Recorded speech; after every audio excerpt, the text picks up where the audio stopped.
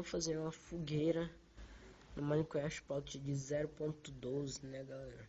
Acho que em qualquer build aí, eu acho que dá, né, galera? Eu tô usando a build de hoje, já tá na 12. Eu tô na 8 ainda. Que dá preguiça, vou baixar quando sair a última. Então vamos lá pro tutorial logo, né, galera? Ensinar como fazer fogueira. Galera, começa a inscrever no canal se não é inscrito. Então vou ensinar aqui, né? Vou quebrar esse trem aqui. Ó, pra começar você põe ai meu Deus. Uma verde daqui, ó. Aí você vai pôr no barco, assim, ó. Vocês vão... Oxi. Vocês vão encher... Tô pondo errado. Pera, galera. Vocês vão enchendo de barco aqui, assim, ó, galera. Ó. Ela vai fazer fogueira. Ficar bem bonitinho, galera.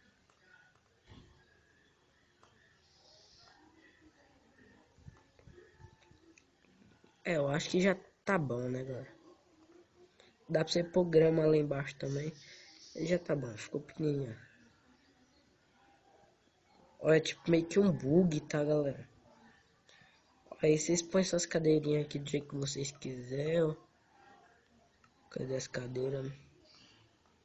Aqui. Dá pra fazer uma casa bem bonitinha aqui com isso, né, galera? Pular no meio da sala. No meio da sala.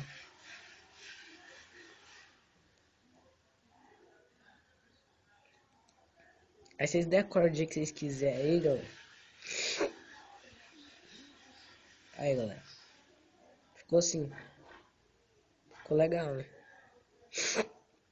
Vocês podem fazer isso daqui também, ó.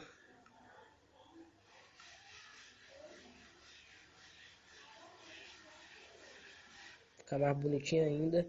Vai aparecer uma fogueira de acampamentos, tá ligado?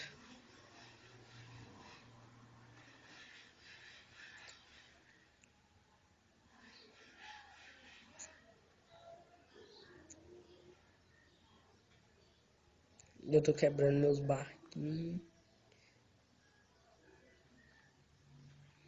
Esse trem do barco que eu acho que é tipo meio que um bug, tá, galera? Eu vi isso no canal do Revolutions Gamers. Entra lá no canal dele, eu não vou deixar na descrição aí porque é difícil. Aí, galera, ficou assim. Fera, né, galera? Então esse vídeo eu vou ficando por aqui. Não esqueça de deixar aquele like maroto. Falou. Até a próxima. Olha, tem que ficou da hora. Se inscreva no canal. Falou. Valeu.